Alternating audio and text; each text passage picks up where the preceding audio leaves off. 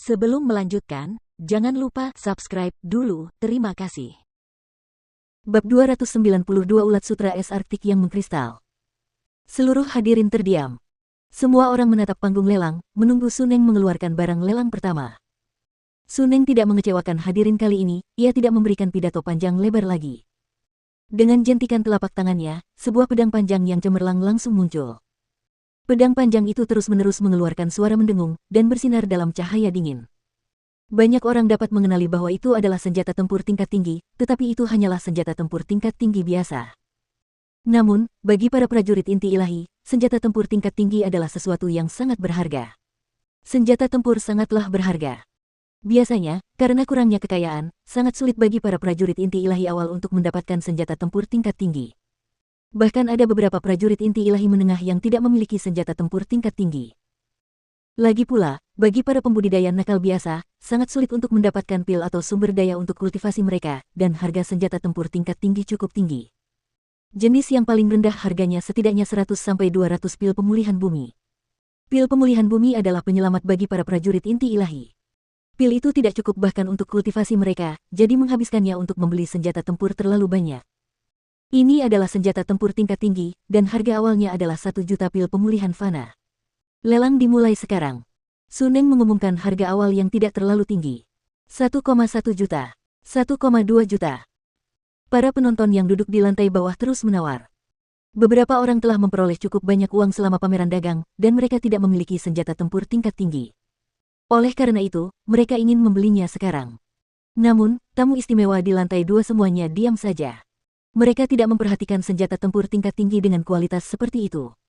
Mereka tahu bahwa pelelangan baru saja dimulai, dan barang-barang yang ditampilkan pada tahap awal hanyalah barang-barang biasa. Barang yang sebenarnya akan muncul kemudian. Master Blissful akhirnya harus mempertimbangkan perasaan semua orang. Jika seluruh pelelangan itu hanya tentang barang-barang langka dan berharga, orang-orang di bawah sana hanya akan menjadi penonton, dan tidak akan ada yang bisa mereka lakukan di sini. Oleh karena itu, pelelangan itu mulai melelang beberapa barang biasa. Itu juga membuat suasana menjadi lebih hidup. Pada akhirnya, seorang prajurit nakal dari lautan memenangkan senjata tempur tingkat tinggi yang dilelang seharga 1,5 juta pil pemulihan fana. Ini pada dasarnya adalah harga standar untuk senjata tempur tingkat tinggi biasa. Bagaimanapun juga, ada kualitas yang berbeda di antara semua senjata tempur tingkat tinggi. Misalnya, kapak petir dan pedang haus darah yang dimiliki Jiang Chen keduanya adalah senjata tempur tingkat tinggi berkualitas tinggi, dan harganya setidaknya beberapa kali lebih mahal daripada senjata tempur ini. Tidak ada yang istimewa dari barang-barang berikutnya, semuanya adalah keterampilan tempur dan bela diri, serta beberapa pil biasa. Lelang berlangsung selama hampir 1 jam, tetapi tidak ada tamu istimewa di lantai 2 yang mulai menawar. Di sisi lain, suasana di lantai bawah menjadi panas. Semua prajurit berteriak dan meneriakkan tawaran mereka. Baiklah. Semua harta karun sebelumnya hanyalah makanan pembuka. Berikutnya adalah makanan yang sebenarnya. Semua orang, harap tahan napas, coba tebak apa ini. Suneng membalikkan telapak tangannya. Dalam sekejap, sebuah bola kristal muncul dan mulai mengambang di panggung lelang. Setelah bola kristal ini muncul, suhu di seluruh aula lelang langsung turun. Banyak orang bisa merasakan sensasi dingin darinya. Ketika semua orang melihat bola kristal itu, mereka segera melihat seekor ulat sutra es seukuran ibu jari mengambang di dalamnya. Ulat sutra es itu memiliki tubuh yang transparan, dan tampak seperti kristal sungguhan karena tidak bergerak di dalam bola kristal itu. Ulat sutra es Arktik yang mengkristal. Ekspresi wajah Jiang Chen sedikit berubah, dan dia hampir berteriak keras. Dia tidak pernah menyangka akan melihat benda ini di pelelangan. Semuanya, tahan napas. Aku yakin mereka yang cukup berpengetahuan telah menemukan apa ini. Di dalam bola kristal ini, ada ulat sutra es Arktik asli. Selain itu, selama bertahun-tahun, ia telah sepenuhnya mengkristal. Nilai benda ini, aku yakin kalian harus tahu bahkan tanpa aku menjelaskannya. Harga awalnya adalah 10,5 juta. Suneng berkata dengan suara cerah dan jelas. Apa yang dikatakan Suneng membuat seluruh hadirin heboh. 10 juta, dan itu baru harga awal. Tidak seorang pun bisa memprediksi harga akhir untuk ulat sutra es Arktik ini. Chen kecil, mengapa ulat sutra es Arktik yang mengkristal ini sangat berharga? Han Yan bertanya. Ulat sutra es Arktik adalah makhluk langka yang hidup di kutub utara. Ada sejumlah besar energi dingin di dalam tubuhnya, dan bahkan sekarang setelah ia terpikat oleh bola kristal, energi dingin itu masih bisa bocor keluar. Agar ulat sutra es Arktik dapat mengkristal, ia tidak hanya membutuhkan lingkungan yang sangat dingin, tetapi juga membutuhkan waktu yang lama. Ulat sutra es Arktik yang mengkristal adalah harta karun yang sesungguhnya. Anda dapat menemukan sumber energi dingin dari wilayah utara, serta sejumlah besar energi. Harga awalnya terlalu rendah, harganya akan segera naik. Jiang Chen menjelaskan. Kenapa kamu terlihat seperti tahu segalanya? Han Yan memutar matanya dengan muram. Masih bingung, dia bertanya lagi, tetapi karena benda ini sangat dingin, akan sangat sulit bagi orang biasa untuk mendekatinya, apalagi menyerapnya. Siapa yang akan menghabiskan begitu banyak uang untuk membelinya? Apa yang kau katakan benar, ulat sutra es Arktik yang mengkristal tidak berguna bagi prajurit biasa. Namun, bagi mereka yang memiliki fisik dingin alami yang mengembangkan keterampilan dingin, itu dianggap sebagai harta karun yang luar biasa. Jika Little Yu mampu memperoleh ulat sutra es Arktik ini, dia akan menerima manfaat yang luar biasa, dan itu bahkan mungkin membuat tubuh 9 yin-nya berevolusi dengan segera. Mata Jiang Chen berbinar. Meskipun belum ada berita tentang air suci 9 matahari, ulat sutra es Arktik yang mengkristal ini benar-benar mengejutkannya. Meskipun tidak dapat membuat Yan Chengyu bangun, begitu dia bangun, ulat sutra es Arktik yang mengkristal ini akan memberinya manfaat yang luar biasa. Aku benar-benar lupa tentang bentuk tubuh unik Little Yu. Sepertinya kita harus mendapatkan ulat sutra es Arktik yang mengkristal ini apapun yang terjadi. Han Yan melirik ulat sutra es Arktik yang mengkristal. Matanya bersinar seperti mata Jiang Chen. 10,6 juta. Sebuah suara berat terdengar dari salah satu ruangan pribadi di lantai 2. Itu dari klan Sangguan, kata Han Yan. Wajah Jiang Chen menjadi gelap. Saat ini, dia sedang berkonflik dengan Sekte Qinyi dan Sekte Pedang Myriad, dan dia tidak ingin berkonflik dengan klan Sangguan. Namun, dunia ini sangat sempit, klan Sangguan adalah yang pertama kali memberikan harga. Sepertinya seseorang dari klan Sangguan memiliki fisik yang dingin, atau sedang mengembangkan beberapa keterampilan dingin. Kata Big Yellow. 10,8 juta. Seseorang dari ruang privat lain menawar. Dia adalah seorang prajurit jiwa tempur jahat dari lautan. 20 juta. Tetua dari klan Sangguan, Sangguan Chong mendengus dingin.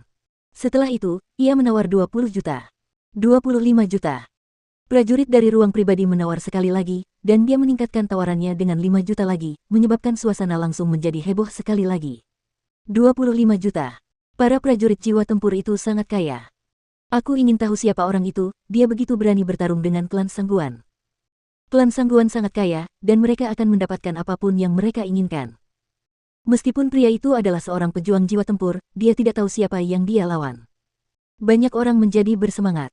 Seolah-olah pelelangan harta karun pertama yang berharga itu telah menyebabkan mereka mencium bau mesiu yang kuat. 30 juta. Nada bicara Sangguan Chong menjadi semakin marah. Setelah mengumumkan tawarannya, Sangguan Chong melanjutkan dan berkata, tolong beri sedikit muka pada klan Sangguan. Mendengar ini, senyum ramah Sun Neng tergantikan dengan ekspresi dingin, dia segera berkata, perhatian, teman dari klan Sangguan, ini adalah kompetisi yang adil, kamu tidak dapat mengganggu keputusan orang lain. Blissful Manor harus bersikap tegas dalam hal ini. Jika tidak, dengan keberadaan dua negara adik kuasa, Myriad Sword Sect dan Sangguan Clan, siapa yang berani menawar mereka? Jika itu benar-benar terjadi, semua harta karun yang berharga akan menjadi milik kedua negara adik kuasa ini. Blissful Manor tidak akan membiarkan hal itu terjadi.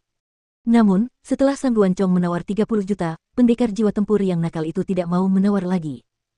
Sepertinya dia tidak ingin ada konflik dengan klan Sangguan. Ulat sutra es Arktik yang mengkristal, klan Sangguan telah menawar 30 juta, apakah ada yang akan menawar lebih tinggi? Ada yang menawar. Ini satu-satunya yang kita miliki, jika Anda melewatkannya, Anda akan menyesalinya selama sisa hidup Anda. Apakah ada yang menawar lebih tinggi? Sun Neng bertanya.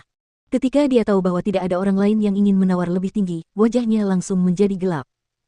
Sebagai juru lelang yang berkualifikasi, dia jelas tahu bahwa ulat sutra es Arktik yang mengkristal ini setidaknya akan mencapai 40-50 juta.